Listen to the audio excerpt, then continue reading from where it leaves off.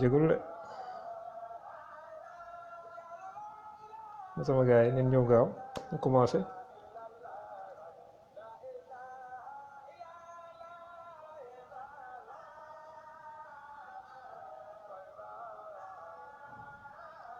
mais grand tafa bi maa la koy may sama murit sadir bi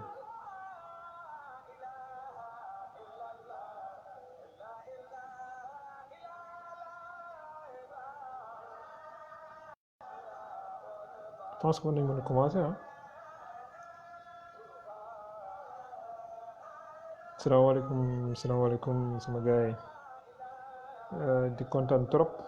comme chaque jeudi soir 22h30 et chaque dimanche même heure donc daje entre le bool de Ngor Diegane et tey sax les followers yi nga xamante ne mooy communauté le bool de Ngor Diegane waaw di nuyu sama grand Tafa mais grand tey zikrullah yow laa ko joxe yow laa ko jagleel waaw tey la bésu daaj sëñ Touba daje macha allah kon nii daf mel dama ko sentir mais sinon grand bi maa la koy jox Sam Fall di nuyu également sama tonton Cheikh Assane Ndiaye bu Cheikh Ndigal Sène bu Ñambur Sine bu sëñ Ismaïla Diouf di nuyu sa maam Ablaye Mbaye également bu dëkk Grand Dakar ak toute la famille di nuyu ñoom alaaji waa kër sëñ Modou yëpp di nuyu sama gars yi ñëpp kàkk yeeg tout le monde ñëpp ci biir maa leen di nuyu taalibe sëñ Modou Kara yeeg sëñ Modou yeeg ñëpp incha allah maa leen di ziar di leen jox Sam Fall yi ne leen ñoo ko moom. C'est un plaisir juste pour wane ni que Sénégal li mooy richesse bi donc on a une richesse culturelle bu extraordinaire te lii moom solo c'est-à-dire que lépp fa yàlla la donc di profité ci koor gi nii di baalu ñoom àq di leen balaax te leen ñaanal koor jàmm te bur yàlla may ñu lu ñu ndogoo également mosul ñu ci mbas mi wàcc ci biir dëkk bi donc di nuyu toute la communauté de Ngor Diegane donc di leen wax ni vraiment c'est un plaisir toujours xam nga di gis seen retour seen appréciation wu li tam ne moom la ñuy def depuis le début mu nekk juste benn mission d'utilité publique ñuy wax ci affaire wér-gu-yaram wàllum santé wàllum lekk ak naan parce qu'il faut savoir que la santé passe par le ventre donc boo bëggee wér da ngay setantal di ngay def sa biir bur yàlla mën na la muccal ci yu bari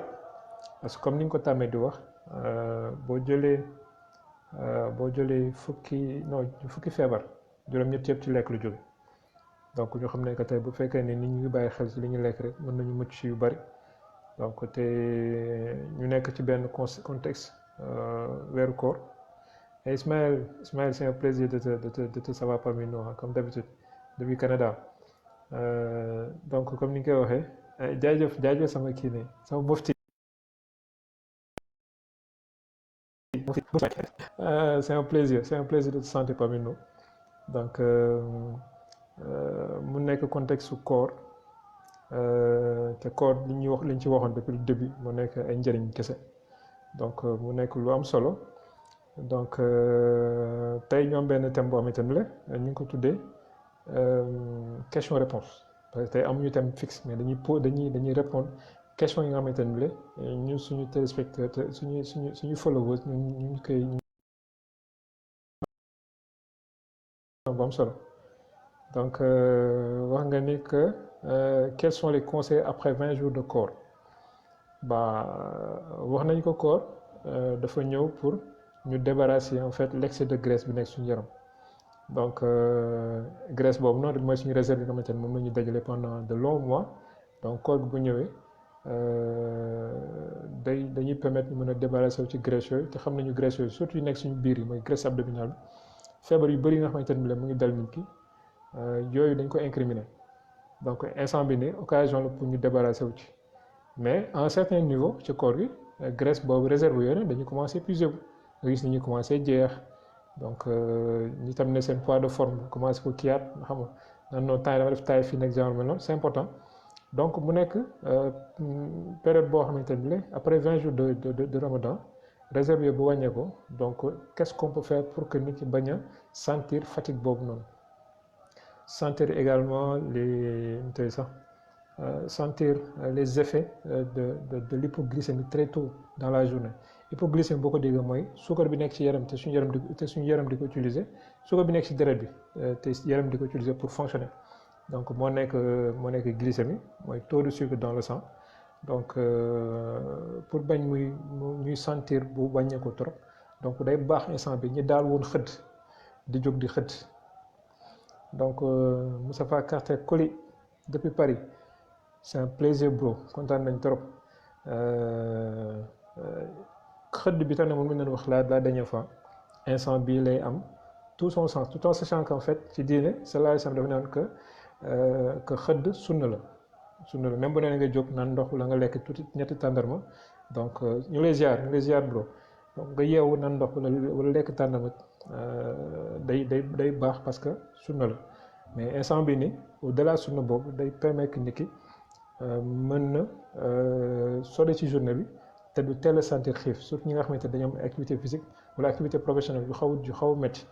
donc c'est super important que ñooñu ñuy xëdd donc Grand Tafa il faut savoir que instant bi ni xëdd jamono bii la gën a baax donc juste pour wax ne xëdd bi nañ ko xool nan lañ koy organiser la dernière fois on en a parlé donc les céréales complètes mooy suñu céréales dugub mboq ak yooyu noonu dafa baax ñu buñ ko nee def ay laax ak fond rek ay caakiri ak yooyu noonu daf ci baax parce que yooyu noonu day permettre nga am suukar sa yaram pendant un long moment mais nank lay dugg sa yaram donc si journée bi mën nga toog long moment doo teel a sentir xiif boobu noonu le messager Touré sama sang maa ngi lay ziar Mohamed Touré maa ngi lay ziar c'est un plaisir de te sentir parmi nous. Bon, comme je dis tey on est là pour répondre à vos questions c'est-à-dire que question-réponse la ñuy def donc si vous avez des questions tamit ci koor gi ba ngeen par rapport à la nutrition bon on sera ravi d'y répondre donc tonton Babacar tonton Bakary Dabo c'est un plaisir de vous sentir parmi nous vraiment donc comme j'ai dit tey laaj ak tontu la donc léegi nii Grand Tafa nous a posé une question par rapport ak 20 jours yi nii donc lan la ñu war a def donc ñuy xëdd dina ci baax trop xam naa ne wàññi activité yi dina xaw a compliqué pour ñi nga xamante ni dañuy am activité bu fixe mais bu ñu mënee wàññi activité parce que réserve yi jeex na donc instant bi ne ñu ngi ci dernier virage bi donc bañ a sonal yaram bi trop da ci baax mais également ñu xalaat di xëdd te xëddee ak les céréales locales am na solo trop dina la téye am na ñoo xamante ni dañuy proposer ay tey sax boole ci banaan comme démb coach Babou dem ñu ngi ci waxtaan nee na moom bu xëyee matin bi day jël caakiri def ci flocon d'avoine waaw mais mën na caakiri bi mën na ko remplacer wala cere bi def ci meew jël banaanam dagg ci soo def ci biir jël tàndarmaam def ko ci biir donc def ko ci kii mu tey sax si mixeur mais loolu pour ñu am mixeur ñi nga xamante am ñu mixeur mën nañ ko def dagg lépp jaxase mu nekk caakiri wala cere mën na nekk dugub mën na nekk mboq mën na nekk foño mais da ngay sentir nit pendant toute la journée ni ñi di teel a sentir xiif yow doo ko teel a sentir si xiif parce que sucre lent boobu comme ni ma ko waxee day jël temps pour dugg ci biir deret bi donc ça prend du temps un long moment pour mu dugg ci deret bi donc moo tax doo teel a sentir les effets de l'hypoglycémie ci fin wu corps bi surtout donc juste pour wax ni que diététique la nutrition de manière globale mooy li nga xamante ni le moom mooy tax nit ki mucc ci ay xam nga ñun suñu Sénégal fii problème bi ñu am mooy on a nos propres habitudes alimentaires yoo xamante ne xam naa pour génn ci dina xaw a jafe te boo xoolee li gën a bëri suñu lekk et Malick Dabax Diallo maa ngi lay ziar jeune frère am naa la donc boo xoolee li ëpp suñu lekk mooy day bëri dëwlin day bëri xorom day bëri suukar te boo xoolee légumes yi bu ñu ko toggee ci lekku xar yo lay mujj.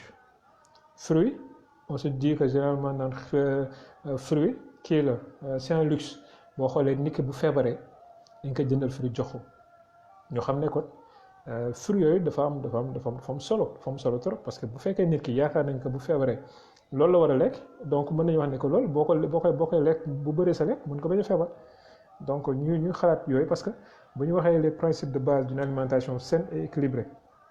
dafa am solo parce que mooy comme ni ñu doon wax sànq moins de sel moins de sucre moins de gras mu bëri ay fruits et légumes te boo xoolee ñun suñu dëkk yi Sénégal bëri na fruit bëri na légumes te am na ay fruits yoo xamante ne li ci ëpp dans la nature lay sax donc quand je parle de légumes je fais pas seulement allusion ak li fruits yi nga xamante ne moom moo ñu jógee ci yeneen dëkk yi mais fii am nañ fi fruits yu baax yoo xamante ne baax na pour baax na trop ci consommation donc fruit bu bëri légumes bu bëri suñu céréales locales yi nii ñu privilégié ko c'est-à-dire que waxuñu mburu ak ceeb tàmm nañ ko boole nañ ko suñu patrimoine alimentaire donc nañ bàyyi xel ni c'est des produits yoo xamante ne ça représente entre 70% suñu consommation te malheureusement c'est des produits yoo xamante ne am na lu ko gën c'est des produits nutritionnellement pas très satisfaisants waaw donc ñoom à la place les céréales locales am ñoom dugub am mboq am foño am plein de choses yoo xamante ne mën nañ ko remplacer par loolu donc bu ñu jëlee fruits légumes yi boole ci céréales locales yi di naan ndox il faut boire beaucoup d'eau parce que boo xoolee suñu lekk léegi dafa bëri des produits industriels généralement c'est des produits yoo xamante ne sur le plan nutritionnel c'est des produits qui ne servent à rien absolument boo xoolee c'est des produits très caloriques c'est-à-dire que dañ ko transformer ba yokk ci ay suukar rek yokk ci genre yu mel noonu donc c'est des produits yoo xamante ne gënul en termes d'alimentation très calorique les nutriments essentiels yoo xamante ne moom mooy les vitamines les sels minéraux les antioxydants les oligo-éléments yëpp yooyu noonu yëpp da cee manqué donc tey ñu jël yooyu noonu ba pare conservateurs yi excès de sucre bi nekk ci biir excès de sel beeg yooyu noonu wala les édulcorants yi nga xamante ne moom mooy suukar bi nga xamante ne moom ngay sentir te du nekk suukar bii nii suukar bi ñu xam ñun le sucre blanc bien que boobu tamit moom mooy loolu bëgg nañ ko trop mais nit mën a dund ba dee te du lekk suukar boobu te dara du ko dal donc produits industriels yooyu ñu boole ci suñu pollution bi air bi ñu nooy c'est compliqué yooyu noonu yëpp sédentarité bi ñàkk yëngatu bi donc yooyu noonu yëpp bu ñu naan ndox tey bu bëri daf ñuy aider à ce que ñu mën a débarrasser suñu yaram ci toxines yu bëri yoo xamante ne ñu ngi koy consommer tout en sachant que activité physique boobu c'est super important parce que activité physique bi tey dina permettre nit ki relaxer kii am développer la musculature am ba pare mën a débarrasser également une bonne partie des toxines yi nga xamante ne dañ koy consommer te boo xoolee koor gi loolu moo tax sax mu ñëw parce que koor gi day ñëw permettre à suñu yaram mu régénérer wu donc ces toxines yi nga xamante ne dajaloon na suñu yaram pendant de longs moments ñu suñu yaram stocké ko ci biir graisse yi donc koor dafa ñëw pour génne yooyu parce que bu laxee graisse bi day libérer également ces toxines donc li bu ko libérer suñu yaram day am possibilité mën ko génne mën ko génne donc ci koor gi donc occasion la pour que ñi nga xamante ne bëggoon nañ jeex pendant toute l'année mënuñu ko woon donc c'est l'occasion de perdre du poids ci biir weeru koor mais c'est également l'occasion de remettre à neuf le corps te waxoon nañ ko fii suñu premier acte bi ñuy wax ni en fait il faudrait que nit ki mais ñu ngi xaar question yi waaw ñu ngi xaar question yi on essaie de développer un peu sur certains points assez importants donc mais c'est important que cette question-là nous permette de nous relancer également et d'avancer également juste pour revenir un peu ak koor gi mooy le fait que tamit daf ñu permettre ñu jeex permettre ñu def régénérescence par rapport ak ñun suñu immunité mooy système immunitaire armée bi nga xamante ne mooy xeex feebar yi dugg suñu yaram te bu ñu xoolee instant bi nii on en parle beaucoup ak contexte coronavirus bi ñu nekk ni donc koor gi dafa ñëw pour renforcer suñu système immunitaire boobu noonu donc mën nañu am yaakaar ni fii ak koor gi di jeex incha allah buur yàlla dina ko fi jële di ñaan rek xam nga di am yaakaar lool également di def rajeunir suñu yaram donc c'est l'occasion également de nous rajeunir ci koor gi nii parce que rôle boobu si la bokk tonton Bakary nee na à quel moment l'activité physique est recommandée c'est une super bonne question parce que am na ñoo xamante ni dañoo tàmm def activité physique mooy sport de manière générale ci biir naturellement seen àdduna seen vie la bokk donc koor bu ñëwee bu fekkee ni xamuñu ban lañ koy def mën nañ ko bañ a def pour poser des problèmes c'est-à-dire que au lieu mu leen di jëriñ mais da leen di lor il faut savoir que def sport ci biir weeru koor ça comporte des dangers parce que heure bi daf ci am solo boo xoolee ñu bëri ñu bàyyi ba bàcc ngoon takk seen dàll 6 heures bëgg dawi donc c'est pas du tout recommandé il faut savoir que à cette heure là nit ki day nekk en hypoglycémie c'est-à-dire que le taux de sucre dans son sang day wàññeeku bu baax donc amatul énergie bi muy mën a fonctionner nit ñi dañu loof boo xoolee dañu nekk déshydratation niveau de déshydratation bu xaw a sévère donc nga boole ñaar yooyu bëgg a def sport à cette heure là baaxul sama jumelle ñëw na day jaxul la ndongo maa ngi lay ziar donc tonton il est préférable que nit ki bàyyi ba ndogu bu ndogoo ba pare juste pour remettre à niveau en fait son niveau de glycémie réhydraté wu donc toog 1 heure de temps fekk li mu lekkoon assimilé na ko digéré na ko pour mën a def sport il faut savoir que ndog bi foofu dafa important il faut savoir que ñun bu ñu ndogu tàndarma la ñu utiliser tàndarma c'est très bon pour remettre à niveau suñu glycémie benn la mais tàndarma également dafa am ay nutriments yu fi nekk ay minéraux comme potassium ak magnésium moom moo nekk anti-stress naturel te xam nañu koor gi yëpp xiif forme de stress la moom la ñu teg suñu yaram donc ces deux molécules là day permettre redynamiser le corps les muscles xeex stress bi mais également la fatigue bi nga xamante ne moom la ñu amoon durant toute la journée donc tàndarma bi c'est très bon pour remettre à niveau suñu niveau de glycémie benn la deuxième bi mooy qu'est-ce qu'il faudra manger mais foofu n'est pas recommandé jël mburu def ci ay bagages yu mu fees comme ni ko sama gars yi defee rek def ko mburu kii ndogu mburu quoi jël nambe jël pomme de terre jël non yooyu noonu yëpp ça sert absolument rien te boo ko lekkee da ngay sentir en fait da ngay dis boo xamante ne bi après tu pourras pas faire du sport en fait juste un exemple de menu type Ramadan déjà les céréales locales dama ciy revenir chaque fois c'est super important parce que boo xoolee bu fekkee ne tey ndogu nga lekk sa tàndarma ba pare nga teg ci sa benn laax yooyu noonu da lay jox de l'énergie mais également da lay permettre nga mën a xeex ak acidité bi nga xamante ne ci biir koor gi suñu yaram da ci nekk comment dañuy nekk ci situation boo xamante ne ci biir koor gi suñu yaram day am ay acide parce que wax naa sànq réserve de graisse yi tam ne suñu yaram moom ngay brûler bu koy brûler day produire ay acide cétonique yoo xamante ne c'est des déchets day acidifier sang bi donc loolu beneen troisième point la boo xam ne koy boole ci hypoglycémie bi boole ko ci déshydratation pour def sport avant la rupture donc boo lekkee genre lekk yooyu noonu tàndarma benn bouillie de mil naan si benn supp wala nga jël say fruits nga def ko smoothie nga jaxase ko lekk ko genre mën a def benn omelette aux légumes boo xamante ne amul dëwlin tuuti mburu yooyu en 1h30 au maximum digéré nga ko donc le corps il est apte à faire du sport après ce petit ndogu le corps il est apte à faire du sport 1h30 après rupture donc l'idéal c'est de faire du sport après la rupture waaw tonton amee ñoo ko bokk jumelle ça fait plaisir le message du toy nee na il y a divers conseils pour les heures de sport durant le mois de Ramadan. Il est important que nous soyons situés. Effectivement, c'est-à-dire qu'il y a des gens mais il faut savoir que nutrition, c'est une science observationnelle. C'est-à-dire que nous, on observe le comportement en fait du corps humain. C'est-à-dire que naturellement, il faut déglu son corps. boobu benn affaire la beneen bi mooy bu nekkee médecine c'est une science interventionnelle donc ñun tey am na des gens xamante ne tàmm nañoo dem def sport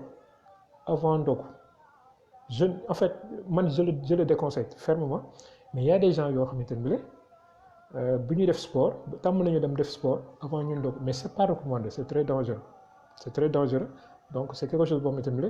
parce que wax nañ ko léegi la mooy danger bi mooy hypoglycémie boo gisee bu ngoon jotee nii ci tali yi nga gis gars yi di raak doorante xeex genre mel noonu le problème qui se pose mooy hypoglycémie bu daan di nervosité donc c'est très mauvais boo forcé mën na laa andil coma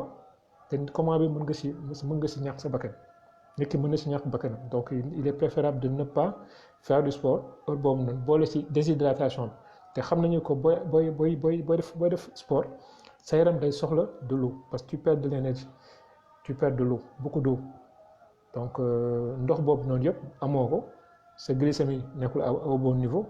ba pare sa yaram produire ay déchets yoo xamante ne dafay yokk acidité corps yaram bi donc tout ça là mu nekk risque yoo xamante ne nit ki war ko jël pour def du sport à cette heure là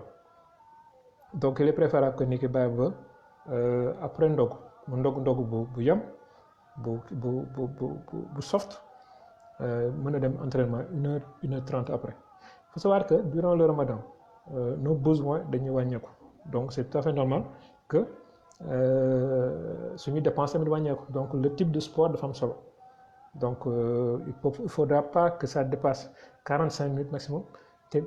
intensité modérée boo xamante ne boo sentir ni vraiment commencé nga sonn bàyyil arrêter. Il faut savoir que il faut être à l'écoute de son corps le corps il a des signaux yoo xamante ne da koy lancer pour wane ne que dafa sonn wala dafa mar wala dafa xiif donc il faut être à l'écoute de son corps pour xam ban niveau nga war a def mais également bañ a dépasser 45 minutes maximum donc conseil boobu la ñu joxe pour ñi bëgg a def sport ci biir weeru koor grand Assane Mbaye maa ngi lay ziar mais gannaaw ana sama masque jox ko cag-cag man di ma ko waay maa ngi xaar rek donc juste pour wane ni que tey koor gi dafa ñëw pour régler ay problème par exemple ki nga xam ne tey dafa bëgg jeex ne moom dafa bëgg perdre parce que démb yow ma posé la question sur Instagram ne ma en fait comment se débarrasser de la graisse abdominale il faut savoir que suñu yaram dafa am ay magasin wu graisse c'est-à-dire que tey sama yaram dafa soxla 1000 calories ma jox ko 1200 dina utiliser 1000 yi mu soxla 200 yi mënu ko sànni mais dans intelligence yaram bi danaan 200 yi de xaaral ma jël ko def ko graisse denc ko parce que mën naa ma nekk situation boo xamante ni comme corps j'en aurais besoin donc dans ces cas là yaram bi day jël ces réserves là di ko denc mais xalaata ngay def 200 calories 200 kilocalories yenn saa nga yëgg 300 yenn saa nga wàcc 100 ces excès yooyu noonu da nga koy dajale di ko def mu nekk graisse dajaloo sa biir bi dajaloo si yaram bi yëpp mais biir bi dafa nekk si magasin graisse si yaram bi donc bu ko nit ki dencee foofu koor gi bu ñëwee c'est l'occasion de se débarrasser de cette graisse abdominale de toutes les réserves de graisse yi nga xamante ni c'était en excès je dis bien parce que suñu yaram dafa soxla graisse bu nekkee jigéen ñi la war ñu dépasser 30% de leur poids en graisse mais également Sana Mbaye non dinaa si ñëw beneen bi mooy bu nekkee góor yi war ñu dépasser 20% de graisse seen poids donc sinon day nekk graisse boo xamante ne lay mën na poser problème donc il est préférable que nit ki profité ci koor gi jéem a perdre cet excès de graisse parce que maa ngi meilleur moment la te nag bu li ci am solo mooy da ngay la manière de manger boo xool nit ñi dañuy lekk fruit bu bari ci biir weeru koor dañuy lekk légumes également xam nga ñu bëri mais jus yi je ne parle pas de ça les jus ça pose problème parce que ay bombes de sucre donc il faut éviter ce genre de choses te consommer des choses naturelles comme je dis yooyu noonu boo ko tàmmee ci biir koor gi day tax les réserves de graisse yi nga perdroon ci biir weeru koor bi boo génnee ci koor gi doo ko retrouver waat doo ko defaat c'est-à-dire que da ngay profiter changer ay comportement alimentaire ci biir koor gi donc loolu c'est important tonton Bakary ñëwaat na je sucre mon café le xëdd avec du miel et le quinquilibre du ndogu avec toujours le miel est-ce bon? Le miel c'est très bon, c'est un produit naturel à la différence du sucre, le sucre blanc il est raffiné le sucre blanc il est plus calorique que le miel boobu benn la le sucre blanc amul des vitamines des sels minéraux des acides essentiels yi nga xamante ne la tey ñi def régime végétarien dañ koy manqué parce que dañu lekk les produits yi nga xamante ne mooy jógee dans le règne animal mooy yooyu noonu il faut savoir que le miel ci kii lay jógee ci yamb lay jógee donc c'est un produit d'origine animale produit boobu noonu à la toute différence du sucre yemu ko fii c'est-à-dire que il est 100 fois mieux que le sucre je dis juste une chose que le sucre raffiné comme on le connaît bi ñu def suñu café suñu ataaya yeeg yooyu noonu la personne peut vivre toute sa vie sans en consommer te si lay gën a wéree donc si vous pouvez remplacer le sucre blanc par du miel mais je précise il y a un mais le mais mooy faire attention avec les produits sucrés quel qu'il soit un produit sucré le miel il est bon ci domaine yëpp sur le plan calorique sur le plan vitaminique sur le plan minéral yooyu c'est vraiment une aubaine bañ nañ ko ba surtout naxle la je pense en carcère su ma juumalee c'est un produit béni donc dañ ci war a bàyyi xel di ci consommer à la place du sucre blanc mais ñu bañ ci ëppal il faut savoir que c'est un produit sucré et tous les produits sucrés sont dangereux si on en consomme trop te man j'ai l'habitude de le dire ñun suñu lekk yi mënatuñu xam li muy saf ndax suukar bu bëri wala xorom bu bëri mburaake lan mooy solom mburaake mburu lañ koy defaree te man ma position sur le pain je pense que je ne cesserai de le dire le pain blanc c'est un produit boobu itam la valeur nutritionnelle naada amul fibre amul dara boo ci lekk lu bëri si da ngay dem benn moment waaw merci an nax la mooy les abeilles merci Carter sama oustaz donc mburu boobu noonu amul benn valeur nutritionnelle mais il faut savoir que mburu bi dañ koy boole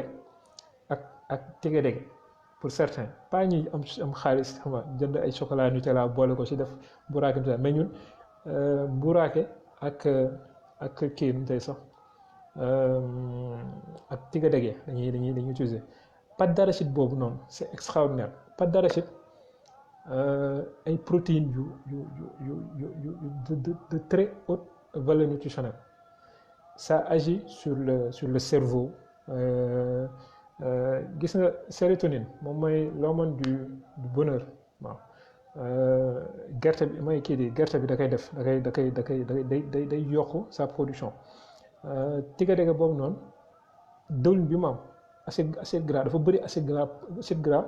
polyinsaturé mooy acide gras bi nga xamante ne mooy xeex ak liy yot suñu cœur c'est-à-dire que les maladies cardiaques tege-dege boobu noonu dëwlin xeetu diw bi ci nekk day xeex ak loolu donc mu nekk lu baax donc tey bu fekkee ni mburaake ak mburu lañu bëgg a def ak tege-dege bi day yokk valeur nutritionnelle mais il faut savoir que tey am na nëxës xam naa ne loolu kaw-kaw yi ñoo koy sama mbokk kaw-kaw yi ñoo xam nëxës mooy mburaake bi ñuy defaree ak cere bu wow cere dañuy jël boole ci tege-dege def ko mburaake c'est très bon et c'est 100 fois mieux que mburaake bi ñuy def ak mburu bi donc boobu mu nekk recette boo xamante ne recette toujours dans le contexte dans le concept dellu kër maam donc mburaake ak cere donc cere mën nañ ko def ak fuñu mën nañ ko def ak mboq mën nañ ko def ak ceeb mën nañ ko def ak dugub donc céréales yi ñu am yëpp mën nañ ko def cere waaw mais yooyu ñoo gën mburu bi waaw. Ndeye Diakhou la am sama jumelle pour nous les anciennes sportives et maman sédentaire comment faire du sport avec ce confinement je vais suggérer benn coach boo xamante ne on bosse ensemble c'est un ami il s'appelle coach Babou dinaa rajouter fii son kii nii vous tapez juste coach Babou wala non fitness M3B fitness M3B fitness M3B xam naa bu ma paree léegi dinaa ko dugal pour ñu tam dañoo bëgg di def sport ci confinement bi c'est très bon fitness day jaxu c'est un ami boo xamante ne day def ay kii nii ay live ci biir weeru koor bi nii donc chaque 20h30 kale ko foofu di nga mën a def sa sport sa biir salle ak monsieur ak xale yi 20h30 après ndog donc il est bien il connaît le contexte koor lañ nekk ba pare ci confinement lañ nekk donc il fait le sport qui est adapté au mieux à nos besoins dans ce contexte. Le sucre roux en fait il est moins raffiné tonton Bakary il est moins raffiné c'est pourquoi moom couleur boobu noonu mais il faut tout savoir que il est meilleur que le sucre bi nga xamante ne moom lañu raffiné mooy mu weex tàll mais il reste toujours un produit sucré donc la consommation doit être maîtrisée. Il faut savoir que OMS donne un adulte moyen a besoin de 25 grammes de sucre par jour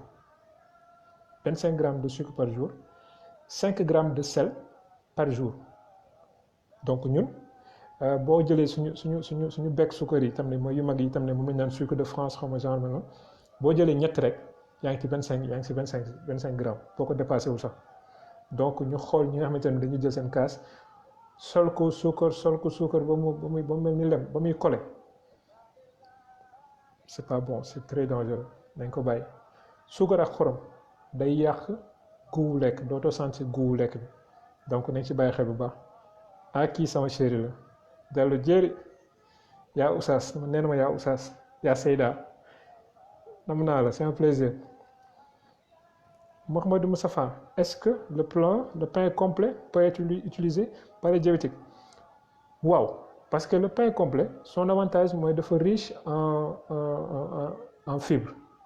Il faut savoir que les fibres mooy li nga xamante mooy la partie que suñu bi nekk ci lekk bi te suñu yaram mënu ko digérer te généralement ci kii lay jógee ci produit en fait produit yi ñuy bay lay jóge les céréales mais le riz dañ ko dindi parce que le riz brun am na bi nga xam ne dafa am enveloppe bi mais amu ko le riz bi ñuy consommer fi amu ko donc yeneen céréales yi fi nekk ñoom ñoo am fibre yi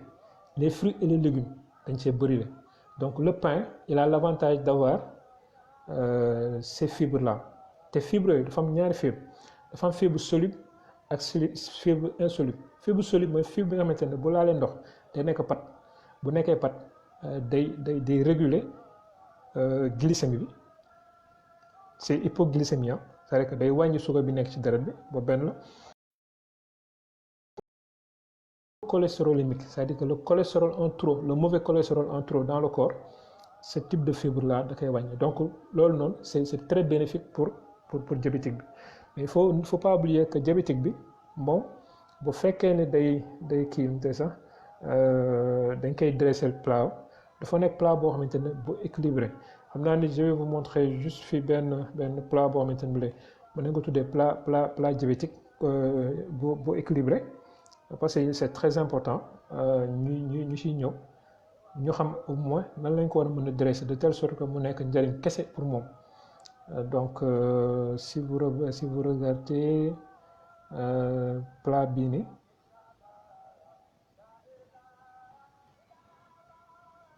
boo leen xoolee lii mën nañu wax ne c'est un plat équilibré. Donc le plat diabétique ni lañ ko war a dresser, c'est-à-dire que moitié bi dafa nekk fruits et légumes loolu dinaa ñëw ci fruits yi léegi. Donc boo xoolee un quart bi nekk céréales yi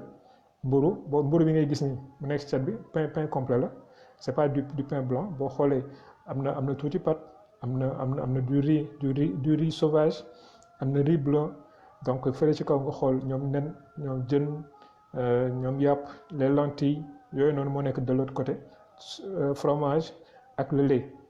les haricots moo nekk noonu ci kaw. Donc nii la ñu war a dresser un plat diabétique.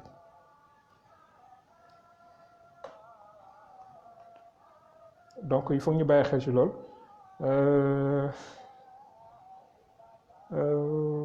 coach maa lay ziar coach waaye sama jumelle day jaxu Madieye Baba bii laay wax, Madieye bëgg Bamba Baba bi moom mooy le coach bi nga xamante moom mooy def les live sur Facebook à partir de 20h30. Donc dès ko topp du lundi au vendredi, il fait des cours vraiment exceptionnels. Donc sama gars yi découvrez également tout ce qu'il fait, c'est vraiment super. Et kii de sama kii la sama artiste Galamou Thiam Diallo, c'est un plaisir grand, c'est un énorme plaisir. Donc juste pour vous dire que c'est toujours bien de bàyyi xel ci li ñuy lekk lu am solo la. Donc dina permettre nit ki xam nga mën a mucc ci feebar yu bëri. Comme je dis, fukki feebar yoo jël juróom-ñett yëpp 8 yëpp ci feebar lay jóge waaw justement wala ataaya bi suukar ko ba mu mel ni lem. Effectivement coach gis na ataaya dafa am ay propriétés yu extraordinaire. wax naa sànq les mooy toxines yi nga xamante ne mooy nekk suñu biir yaram pendant tout selon moi à cause de l'alimentation industrielle bi ñu lekk ñun, à cause de la pollution, à cause de la sédentarité. Toxines yooyu nekk suñu yaram bañ a génn. Gis nga la tey dafa am léegi toxines yooyu am na nañ koy tuddee radicaux libres, dañ koy incriminer même ci cancer yi. Donc cancer yu bëri loolu moo koy andi parce que day dem ba day dénaturer en fait suñu cellules yi ci biir def ko ay cellules cancéreuses. Donc loolu c'est un peu compliqué, duñ dugg ci détail, mais juste pour wane leen ni que tey le thé bi dafa am les antioxydants yi dafa am ci produit ci céréales yi. Dugub bëri na ci trop, bëri na ci fruits yi ak légumes yi nga xamante ne dañu am couleur verte, da cee bëri trop. Antioxydants yooyu noonu day lutter contre la vieillesse, c'est-à-dire que suñu ay rides mooy màgget da koy xeex, mais day xeex radicaux libres yooyu nga xamante ne bi la mooy toxine bi nekk suñu yaram pendant tout ce temps là bañ a génn. Donc c'est une occasion pour les sortir. Mais le thé day aider à ça. Thé boobu noonu nan lañ ko war a defee, suukar bi war nañ ko xool, même la manière de sucrer, jël ko suukar ko ci kaw taal bi bàyyi ko mu bax, non c'est très dangereux. Da ngay togg sa ataaya, am na ñoom sax toggatuñu ataaya léegi dañ koy saay, dañuy jël seen ataaya taxal seen ndox tibb ataaya bi def ci biir infuser ko, def say kii say herbe aromatique nga neex mën nga jël sa ngun-ngun, jël sa naana yooyu noonu def ci suukar ko modérément, jël sa gingembre sax léegi xale jigéen ñi xam bëri bagage yu ne la ñuy def yu baax yooyu noonu jël infuser ko naan ko sentir ni vraiment yow c'est relaxant mais yi ci nekk noonu tam ne moom mooy kii moom mooy les antioxydants day xeex contre ces radicaux libres, day dem jëli radicaux libres yi génne ko. Donc ataaya baax na mais pas comme bi nga xamante ne moom la ñu tànn naan caa day dëgër. Bu dëgëree lor kese moo ci am, sérieusement lor kese moo ci am. Mais dafa am timing également, dafa am timing boo xamante ne moom la ñu war a naan ataaya. Lekk léegi naan caa léegi c'est pas recommandé parce qu'il faut savoir que bu fekkee nit ki day kii ne dafa lekk léegi ataaya dafa lekk léegi naan ataaya. Le problème qui se pose mooy nit ki son corps fer bi nga xamante ne consommé na ko dafa am ay tannin. Boo xoolee ataaya day am résidu yu nekk suuf noonu, loolu mooy tannin yi. tane yooyu noonu day suñu yaram da koy jaawaleeg fer bi moo gën a neex absorbé au lieu mu absorbé fer bi léegi tane yooyu lay jël absorbé ko léegi jël fer bi sànni ko donc il est préférable de boire du thé 30 minutes avant 1 heure à 30 minutes avant ñu lekk wala 30 minutes à 1 heure de temps bu ñu lekkee ba pare donc loolu mu nekk conseil boo xamante ni bi c'est super important. alaa min bro alaa min ñu bokk sama jabar nee na ma ataaya bisaab baax na mais is ñu ngi koy defaree foog ñu wax ci de def ko ba mu kii moom ataayam day kii quoi day jonge sax à la limite loolu daf may jaaxal alaaji normalement il est extraordinaire. Il faut savoir que tey ataaya bii nii bisaab bi c'est très bon bisaab li ci nekk ci ay ferñeent xam naa ne dañuy def benn live boo xamante ne on va venir sur ces produits là wax la moo tax ñu war a consommer suñu bisaab yi suñu buy yi suñu daxaar yi suñu màdd yi commencé na am instant bi nii donc wax ni la moo tax ñu war ko utiliser à la place des produits qui nous viennent d'ailleurs tam ne conservateur kese ak colorant moo ci nekk ak suukar bu bon ak à la limite sax ay poison yoo xamante ne kii bi tey sax glutamate bi ñuy wax te ñu naan moom moo nekk ci bouillon yi tam ne moom mooy andi ay feebaru rein insuffisance rénale day am ci yooyu noonu day am ci produit yooyu noonu donc mu nekk yoo xamante ne bi il est important ñu waxtaanee ko incha allah un jour on va en parler mais Diallo Diéry ataaya bisaab c'est bien mais il faut savoir que tey produit boo ko baxalee boo ko toggee vitamines yi nga xamante ne ñemewuñu tàngoor parce que vitamines yi ñemewuñu tàngoor vitamines yi boo ko defee ci ndox day yàbbi ci biir ndox bi yii boo ko toggee ci diwlin day yàbbi ci diwlin bi donc vitamines yi nga xamante ne ñemewul tàngaay da nga koy perdre di nga am goût bi nag di nga am sels minéraux yeeg yooyu noonu di nga am antioxydants yi mais vitamines yi doo ko am c'est-à-dire que li préférable tey infuser ko boo ko infuser après nga fuural boo paree mën nga ko def comme ataaya mais infusion lay nekk peut-être ñu li ñu ci bëgg mooy mu am fuurit genre nice affaire yooyu mais c'est pas important l'essentiel mooy li ngay def sa biir na nekk loo xamante ne yow da ngay profiter ci bienfait yi de bout en bout donc ataaya bisaab bi c'est une bonne même sax ñun dañuy naan café bu ñuy ndog dañuy naan kenkeliba dañuy naan café Touba mais bisaab bii ni mën nañ ko utiliser def ko kii infusion chef Valeria defal nañ ci benn recette bu extraordinaire naanaa ngay jël ak kii bi infuser ko def ko ndogu c'est très bon donc mu nekk yu bëri yoo xamante ne war nañ ci bàyyi xel bu baax parce que lekk moom la santé passe par le ventre donc lu ñu dugal suñu biir war nañu xam lan la di ci bàyyi xel moom am na solo trop sinon tey on a fait plus de 40 minutes mine de rien donc juste pour faire un petit résumé en français donc aujourd'hui on n'a pas de thème on a voulu juste répondre à des questions que les gens que les followers se posent donc tourne autour de l'alimentation de la nutrition dans un contexte assez spécial du Ramadan donc comment faire du sport également on a essayé de répondre à toutes ces questions donc de manière très ramassée parce que on peut passer 3 ans très rapidement autour d'un thème ça je pense que coach Babou ne va pas me contredire parce que nous sommes en train de faire des lives sur des lives qui durent 5 heures de temps et ce sont les mêmes personnes qui sont présentes et qui posent des questions donc et on finit à donc c'est toujours des thèmes assez intéressants donc mais nous allons prendre le temps de faire des lives autant que faire se pourra oui, avec tout le plaisir waaw infusion bisaab ndogu ak a neex yow ñam nga ko yow xam nga baax li muy saf coach mais ça fait plaisir mais juste pour vous dire encore que on sera là dimanche et jeudi prochain pour parler de 2 thèmes les 2 thèmes on va les développer avec coach Babou dans les lives sur Instagram mais on va en parler également ici parce que on peut pas déplacer tout communauté de Facebook vers Instagram, mais on va prendre le temps de développer ces deux thèmes, c'est-à-dire que la reprise alimentaire, après, déjà la fête de Korité, comment manger le jour de la Korité, mais également la reprise alimentaire après le Ramadan. Donc deux thèmes super intéressants que nous allons développer ici avec vous, donc dimanche et lundi également, et jeudi également, et jeudi prochain. Donc dimanche, Inch'Allah, on va faire un texte sur l'un des deux thèmes et le soir, on va développer.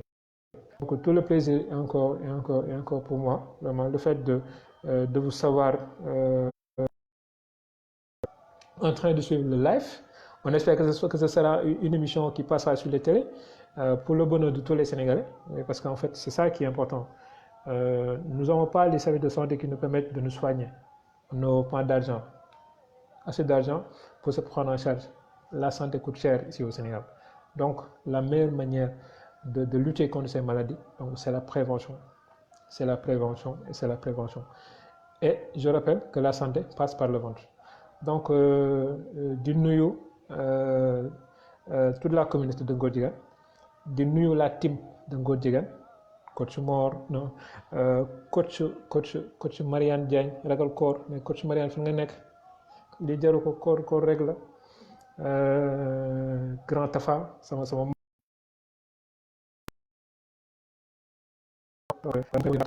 lui, donc dañ koy sant ko gërëm, donc di nuyu coach Babou bi nga xamante ne on est en train de faire un travail extraordinaire également avec sa communauté, donc di nuyu ñëpp, di nuyu waa Grand Dakar, je le dis et je le répète, doo lay jën ndox man bu ma dee jën tey Grand Dakar mooy sama ndox. di nuyu également sama waa kër yaay mooy waa Kër Matar gi à 7 kilomètres de Pout, maa ngi nuyu di nuyu ñëpp ñi nekk Dakar ñi nekk Kër Matar, ñoom tonton Lay Ndoy, tout le monde ñi nekk Italie ñi nekk Espagne, sama maam Jimi Ndiaye, Demba Sakho, sama tonton Pape Ndiaye Courrier, Malick Kane nga xamante ne daf may day topp affaire yi ba pare il partage les vidéos dans les groupes yi nekk foofu pour que ñëpp mën see jàng. Donc di leen sant di leen gërëm di leen jox dig daje dimanche Inch'Allah. Donc demain, retrouvez-nous sur Instagram. Déjà, vous pouvez aimer sama Instagram, pap.ba, pap.ba. Donc il y a également Coach Babou, Fitness M3B. Donc ce sera des lives il y aura chef Khadija, il nous présente des plats yu baax yu méngoo koor gi. Inch'Allah, après ñu décortiquer ko. Question partagée. Donc c'est ça. Donc di leen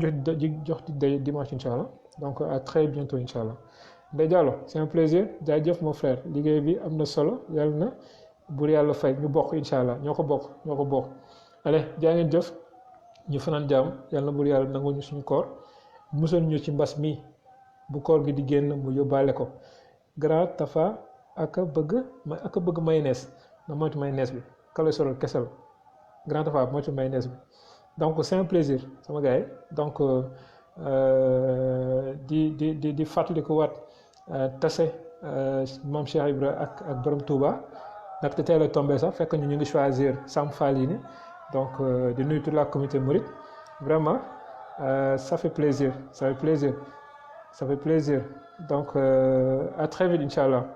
Le messager waaw allez à dimanche Inch'Allah. jaa ngeen jëf.